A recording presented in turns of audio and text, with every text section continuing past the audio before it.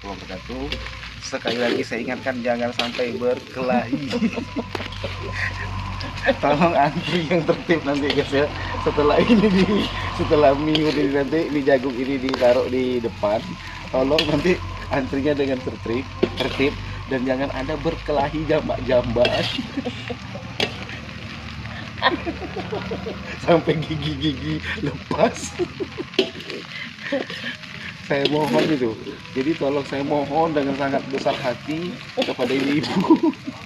Jangan sampai ada jilbab lepas-lepas. Sampai antik lope-lope.